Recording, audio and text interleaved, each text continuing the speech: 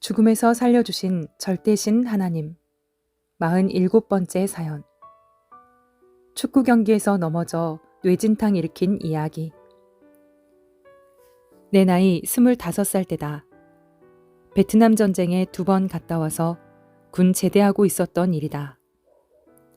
당시 내 희망의 꿈은 방송국 아나운서, 뉴스 앵커가 되어 하나님을 증거하며 사는 것이었다. 아나운서가 되면 내가 한마디만 해도 한국 전체에 복음을 전할 수 있다고 생각했기 때문이다. 그래서 방송국 시험에 합격하고자 산에 가서 실기 연습을 엄청나게 했다. 틈만 나면 산에 올라가 나뭇가지를 꺾어 마이크로 삼고 뉴스 진행하는 연습, 운동 경기 중계방송에서 해설하는 연습을 정말 많이 했다. 그러던 중 복숭아가 익을 무렵 평생 잊을 수 없는 아주 뼈저린 사건이 일어났다. 진산면 안에서 마을 대항 축구 경기를 하게 되었는데 나는 경기 해설을 하고 싶었으나 당시 정치적 상황 때문에 함부로 마이크를 잡으면 안 된다고 하여 못하고 우리 동네 선수가 1명 부족해서 나도 들어가 골키퍼로 뛰게 되었다. 진산면의 한 중학교에서 경기가 펼쳐졌다. 그때는 제대로 된 축구화도 없어 군화를 신고 뛰었다. 경기는 연장전까지 이어졌다. 상대편은 한 골만 더 넣으면 이기는데 내가 골키퍼를 잘해서 위기를 잘 넘기니 더 과격하게 공격해왔다. 그러다 상대편에서 달고 오는 볼을 내가 잡았을 때 상대편은 내 머리가 볼이 아닌 것을 알면서도 구둣발로 차버렸다.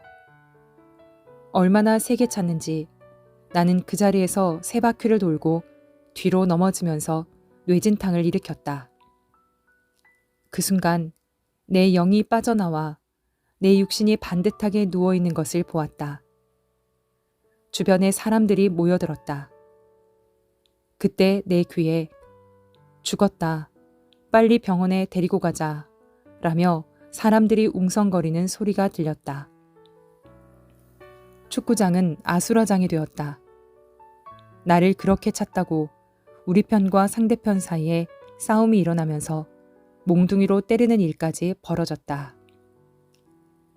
그때 나는 의식을 잃고 쓰러져서 몰랐지만 나중에 얘기를 들어보니 그러했다. 한참 후 작은 형이 와서 병원으로 데려가려고 나를 업고 나왔다.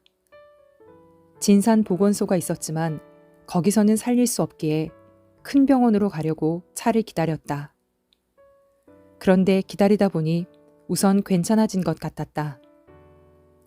내가 사람들에게 이제 괜찮다고 말했더니 모두 집으로 돌아갔다. 나는 천천히 월명동으로 가고 있었는데 갑자기 머리가 불타는 것 같더니 도로 바닥에 다시 쓰러지고 말았다. 그때는 길이 흙바닥이었는데 그 흙을 파며 소리를 지르고 뒹굴었다. 결국 임시로 보건소에 옮겨졌고 조금 있다가 대전병원에서 앰뷸런스가 와서 나를 싣고 갔다. 대전 큰 병원에 도착했을 때 내 몸이 시체같이 축 늘어져 병원에서는 이미 끝났다며 안 받아준다고 했다. 작은 형이 나를 다시 업고 차에 실어 다른 병원으로 옮겼다.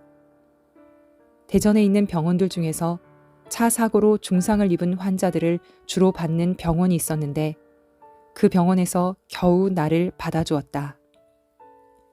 그 병원도 의사들이 일부는 퇴근하고 몇 명만 남아 있었는데 수술을 할 수 있는 의사가 병원 밖으로 나간 상태라 기다려야 했다. 수술받을 환자가 있다고 연락을 해도 수술할 의사가 돌아오지 않고 있었다. 그가 안 오면 수술을 못하는 상황이었다. 그때 병원에서는 수술하다가 죽어도 책임을 질 수 없다며 그래도 수술을 원한다면 가족들이 사인을 하라고 했다. 결국 한이라도 남지 않게 일단 수술하지요 해서 큰형과 작은형이 사인을 하고 입원을 시켰다. 내가 침대에 누워 있는데 옆에서 의사들이 말하기를 30분도 못 가서 숨 거두겠다. 수술할 것도 없다. 이미 뇌가 터져서 끝났다 했다. 그 소리가 나에게 들렸을 때 침대 옆을 보니 흰옷 입은 사람이 서 있었다. 눈을 감고 있었는데도 환히 보였다. 후리후리한 모습인데 얼굴은 안 보였다. 얼굴을 돌렸구나 하고 깨달을 수 있었다. 바로 예수님의 모습으로 찾아오신 성자였다. 예수님을 애타게 부르며 내가 죄가 있어 이렇게 죽나요? 내가 베트남에서도 안 죽었는데 어떻게 이렇게 죽게 되었나요? 라고 물었다. 그러자 예수님은 너는 베트남에서 내가 그렇게 많이 살려주었는데 아나운서를 하려고 세상으로 기어이 갔느냐? 그러다 다치지 않았느냐? 라며 내가 왜 죽게 되었는지를 깨우쳐 주셨다. 그때부터 한 편의 영화처럼 화면이 보이면서 베트남에서 죽을 고비마다 살아났던 그때그때의 장면들이 지나갔다. 모두 영적인 환상으로 보이시며 깨우쳐 주셨다. 예수님은 이렇게 많이 죽음에서 살려줬는데 너는 하늘 심정을 거스르고 딴 데로 가다가 이렇게 되었다. 하나님이 지금껏 너를 향해 뜨거운 심정을 쏟아오셨는데 그것을 모르고서 하루아침에 내 마음대로 방향을 돌렸다.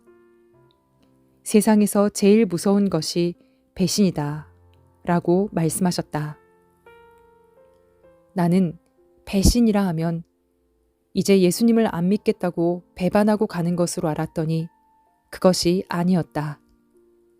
하나님, 성령님, 성자와 예수님의 말을 안 듣고 자기 생각대로 하는 것이 배신임을 이때 확실히 깨닫게 되었다.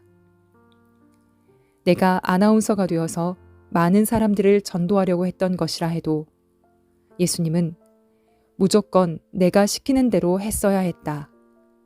하나님도 성령님도 나도 뜻이 있어 이와 같이 너를 살려줬는데 그러면 너는 살려준 뜻의 길을 가야 하지 않냐 라며 이제 내 생명이 다했다 하셨다. 히브리서 6장 4절에서 6절 말씀과 같이 한 번 비침을 받고 하늘의 은사를 맛보고도 타락하면 다시 돌이킬 수 없고 마태복음 12장 32절 말씀과 같이 인자를 거역하면 사하심을 받을 수 있지만 성령을 거역하면 일단 끝나는 것이다. 내가 죽을 수밖에 없었던 상황들, 사람 100만이 있어도 살릴 길이 없었던 상황들, 그런 가운데서 나를 살려주신 분은 바로 삼위와 예수님이셨다. 뜻이 있어서 그러셨다는 것을 깨닫는 순간 너무너무 나 자신이 부끄러웠다. 하나님과 예수님의 심정을 깨닫고 너무 죄송하여 눈물을 강처럼 흘리며 하염없이 울었다. 흐르는 눈물은 끝이 없었다. 침대 한쪽이 다 젖었다. 그때 예수님께 말하기를 하나님께 잘못했다고 좀 전해주세요. 그리고 제가 이대로 그냥 죽으면 너무 억울하니 많은 생명들을 전도해 놓고 다음에 죽고 싶습니다. 라고 애원했다. 그러자 예수님은 모든 것은 하나님께 달려있다. 내가 가서 하나님께 이야기해 보겠다 하셨다. 나는 3만 명도 넘게 꼭 생명을 전도해 드리겠다고 그렇게 한 후에 죽겠다고 하나님께 전해달라고 했다.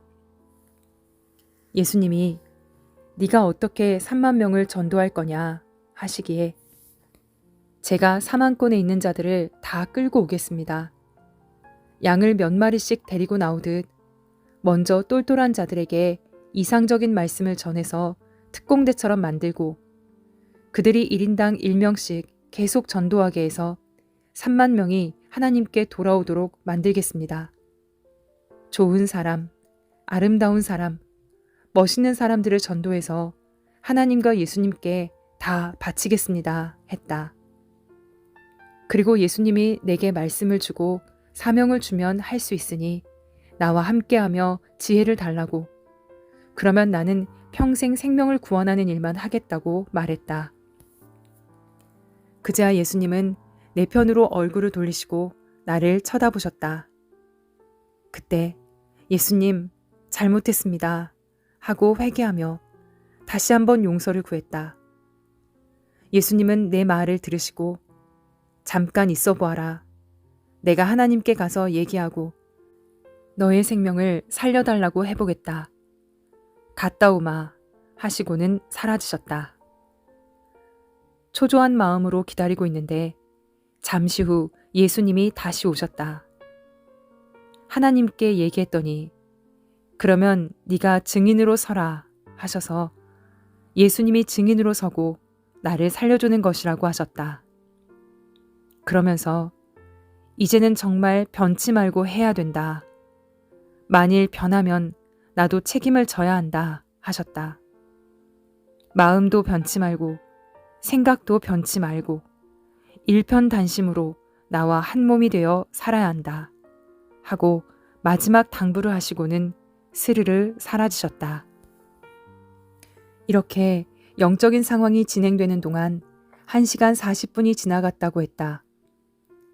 깨어나 보니 얼마나 눈물을 흘렸는지 옆에 간호사들이 내 눈물을 닦으면서 이렇게 눈물을 많이 흘리는 사람은 처음 봤다고 하며 같이 따라 울고 있었다. 베트남전에 2번이나 갔다가 살아온 사람인데 이렇게 죽으니 너무 안 됐다며 간호사들도 훌쩍거리며 같이 운 것이다. 그때 수술할 의사가 잠시 나갔다가 금방 들어오겠다고 해놓고는 아직까지 병원에 안 왔다고 했다. 예수님이 여건을 틀어서 못 오게 하신 것이다. 수술할 의사는 술 먹게 하여 못 오게 하고 나머지 의사들 중에는 수술할 만한 의사가 없으니 함부로 못하게 트신 것이었다. 만일 그날 수술했으면 나는 죽었다. 하나님께 예수님이 얘기해 주어 심정을 풀어드리고 내 생명을 살리게 하신 것이다. 나는 예수님의 말씀을 듣고 나서부터 하나도 안 아프고 머리가 맑고 시원해졌다.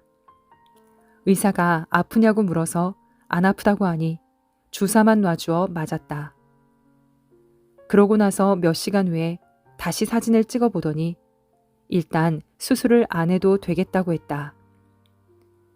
그리고 이튿날에 또 검사해 보더니 수술을 안 해도 된다고 하며 신기하다고 했다. 그래서 내가 말하기를 하나님께 기도했더니 하나님이 살려주신다고 하셨다 했다. 의사는 아무튼 이렇게 되면 이제 살겠다고 했다. 하나님과 예수님이 이미 죽었던 몸을 살려주신 것이다. 병원에서는 처음에 나를 보고 30분 안에 죽는다고 의사들이 말을 했었다. 수술해도 어렵다고 하였다. 이미 죽음의 선고를 내렸던 것이다. 하나님이 나를 통해 세계적인 구원 역사를 펴나가실지 그때는 모르고 내 생각대로 하나님과 예수님을 더 좋게 해드린다고 하면서 아나운서가 되어 전도 많이 하려고 했던 것이다. 그러다 죽음의 선고를 받고 나서 자기 방법은 죽음이요 사망이구나. 하나님의 방법만이 생명이다 함을 절실하게 깨닫고 하나님과 성령님과 예수님의 뜻을 확신하게 되었다. 병원에 가서 처음 사진을 찍었을 때는 뇌가 깨져서 흩어져 있었고 출혈도 엄청나게 컸었다. 지금도 내 머리 우측에는 뼈가 불룩하게 흔적이 남아있긴 하다. 그런데 입원한 지 며칠이 지나 멀쩡해진 것이다. 결국 나는 하나님께 기도하여 하나님이 나를 살려주셨으니 수술하지 않고 집으로 가겠다 하고 일주일 만에 집으로 돌아왔다. 집에 돌아와서 그때부터 하나님께 회심하며 기도했다. 그러던 어느 날 꿈에서 하늘에 새파란 별들이 꽉 차 있는 것을 보았다. 너무 기쁘고 좋았다. 해석해 보니 앞날에 많은 사람들을 전도할 계시의 꿈이었다.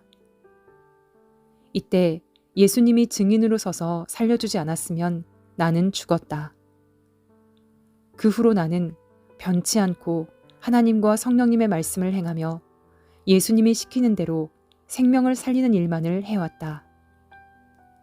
하나님은 나를 이같이 구원의 사명자로 쓰기 위해서 기르셨기 때문에 절대적으로 다른 것은 용납지 않으신 것이었다. 지금의 이 복음 사업은 본래 꿈꾸지 않았던 것이고 감히 마음먹지도 못했던 일이다. 한때 부흥 강사가 되는 꿈을 꾼 적은 있으나 내 주제 파악을 해보았을 때 자격이 되지 않아 어린 반푼어치도 없는 일이라 여겼었다. 그래서 사회로 나가 다른 방법으로 하나님께 영광 돌리려 했던 것이다. 하지만 그것은 하나님의 뜻이 아니었다. 하나님은 일단 내가 가는 대로 놔두셨다. 도와주지 않으니 뇌를 다치는 사고를 당한 것이다. 그렇게 내 뇌를 쳐서 아나운서의 길로 갈 수 없게 막으셨다. 하나님은 생명의 길을 가게 하기 위해서 때로는 채찍질도 하시고 책망도 하시고 돕지 않고 틀어버려 이 일을 당하기도 하신다. 나는 이 무서운 사형 선고를 받고 깨달았다. 하나님을 믿고 살아도 그 심정을 모르고 거스르는 것이 곧 배신이구나 함을 뼈저리게 느꼈다. 그때 울고 또 울며 내 잘못을 회개하니 예수님이 너와 나의 운명은 하나다. 네가 또 배신하면 그때는 나도 죽는다 하며 다짐을 받고 극적으로 살려주시어 결국은 시대 복음 전파와 생명 구원 사업에만 전념하게 되었다. 그때부터 하나님, 성령, 성자의 몸이 되고 예수님의 육신이 되어 살았다. 사랑한다면 무조건 그의 뜻대로 사는 것이 최고이다. 다른 방법으로 영광을 돌린다고 하는 것은 뜻을 거역하는 것이요, 배신하는 것이다. 이 일에 대해 이렇게 자세하게 쓴 것은 모두 하나님의 뜻을 깨닫고 자기 생각과 중심을 버리고 하나님의 뜻대로 그가 시키시는 대로 하라는 것이다. 그렇게 하는 자가 바로 충신이고 그렇게 사는 것이 자기를 향한 하나님의 천명과 재능을 발휘하며 그의 뜻대로 사는 길이다.